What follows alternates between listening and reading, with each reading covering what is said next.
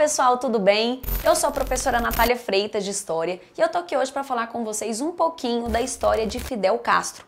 Mas antes, não se esqueça, se inscreva no nosso canal e ative aqui o sininho para você receber todas as notificações. Vamos lá?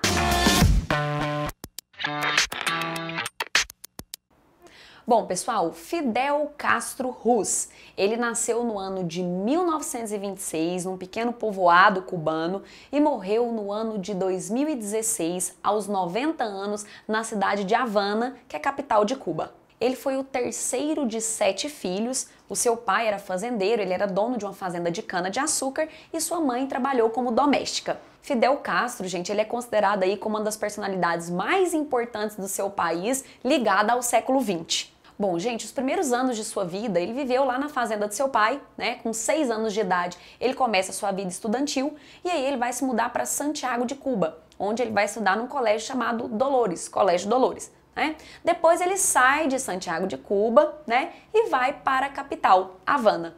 Gente, ele era formado em Direito, tá? Ele se formou pela Universidade de Havana e lá, durante o curso de Direito, ele passou a fazer parte de um grupo chamado Legião do Caribe, que era um grupo aí considerado revolucionário que lutava contra governos autoritários e também países imperialistas. Gente, depois dele participar de rebeliões contra governos de direita, tanto na Colômbia quanto na República Dominicana, né? Ele começa então sua luta em Cuba para derrubar o então ditador Fulgêncio Batista. Ele chega a organizar um ataque em 1953 a um quartel de Cuba, né? A um quartel chamado Quartel de Moncada. Gente, inclusive, se você quer conhecer mais sobre a Revolução Cubana, é só você acessar aqui, ó, e assistir a nossa aula. Bom, gente, mas esse ataque ao quartel de Moncada, ele não deu certo, né? O Fidel Castro foi preso, ele ficou aí 1 ano na prisão e depois, quando ele saiu, ele se mudou para o México. Ele foi, né, lá no México ele foi com seu irmão, né, o Raul Castro.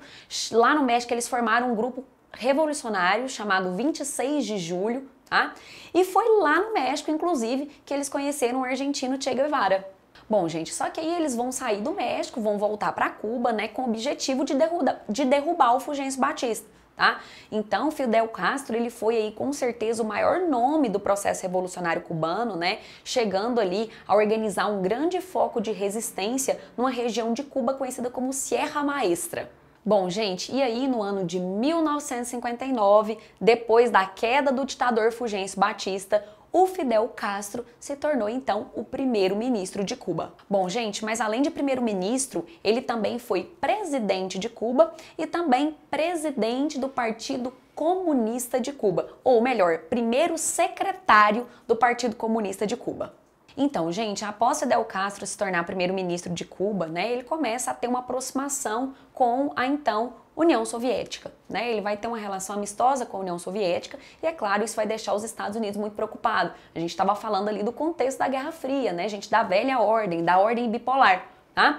Então, os Estados Unidos, ele vai tentar aí financiar, vamos dizer, uma invasão em Cuba, que ficou conhecida aí como a invasão da Baía dos Porcos. Porém, não tiveram sucesso, né? Não conseguiram derrubar Fidel Castro. Então, o que aconteceu? Os Estados Unidos promoveu um embargo econômico em relação a Cuba. Gente, outra coisa, né? Outro incidente que a gente tem que lembrar aqui aconteceu no ano de 1962. Né, quando ocorreu a crise dos mísseis, né, envolvendo aí os Estados Unidos, Cuba e a União Soviética. A crise dos mísseis é considerada aí como a crise dos 13 dias, né?